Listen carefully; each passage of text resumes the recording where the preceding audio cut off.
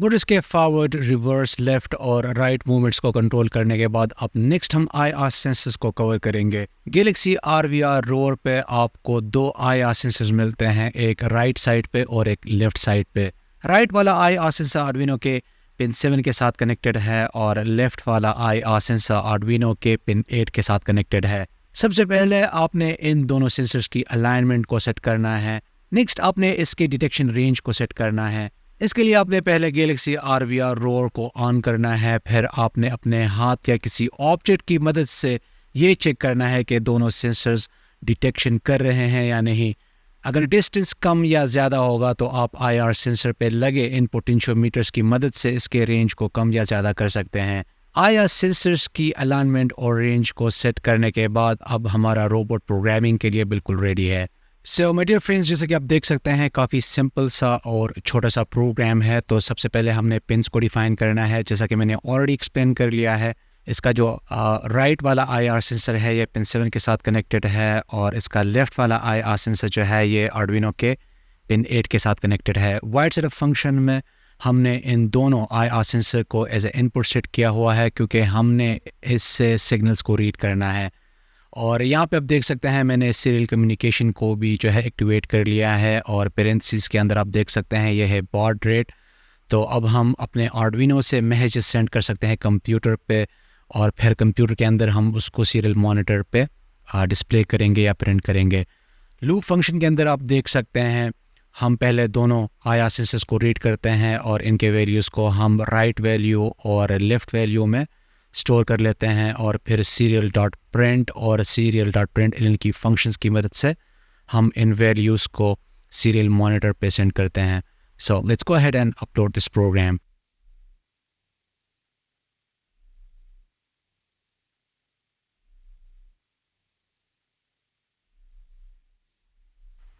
चलिए अब हम इन IR सेंसर्स को यूज़ करके एक ऑब्स्टिकल अवॉइडेंस रोबोट बनाते हैं। जैसा कि अभी हम गैलेक्सी RVR को IR ऑब्स्टिकल अवॉइडेंस रोबोट में कन्वर्ट करने वाले हैं, तो ऑब्वियस सी बात है हमें मोड्स को भी कंट्रोल करना होगा, तो इसलिए हमने इस लाइब्रेरी को जो है ऐड कर लिया है।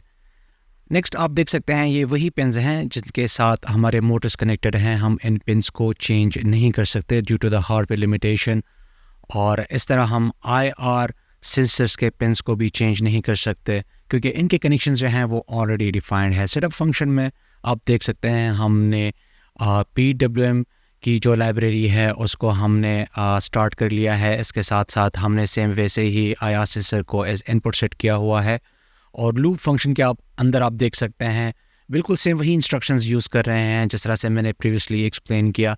हम पहले जो है IR सेंसर्स को रीड करते हैं, फिर उनकी वैल्यूज़ को इन वेरिएबल्स में स्टोर कर लेते हैं और फिर इन कंडीशंस की मदद से हम चेक करते हैं कि हमारा जो राइट वाला IR सेंसर है वो ब्लॉक्ड है या फिर जो है लेफ़्ट वाला जो IR सेंसर है वो ब्लॉक्ड है या फिर दोनों IR सेंसर के सामने कोई ऑब्स्टिकल है।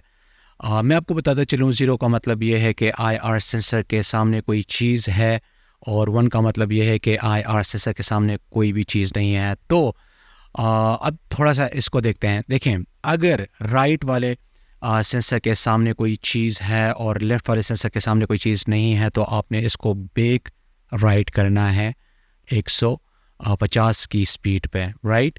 इसके बाद हमने चेक करना है कि राइट वाले सेंसर के सामने कोई चीज़ है या नहीं है, तो फिर हमने इसको बेक लिफ्ट करना है। और अगर दोनों सेंसर्स के सामने कोई चीज़ है तो पहले हमने इसको बैकवर्ड करना है, इसको मूव करना है बैकवर्ड डायरेक्शन में। और नेक्स्ट अगर सेंसर्स के सामने कुछ भी नहीं है तो फिर हमने रोबोट को आगे की तरफ मूव करना है। और ये वो सारे के सारे यूज़र डिफाइंड फंक्शंस हैं जो कि मैंने ऑलरेडी एक्सप्लेन कर लिए हैं। So let's go ahead and upload this programme.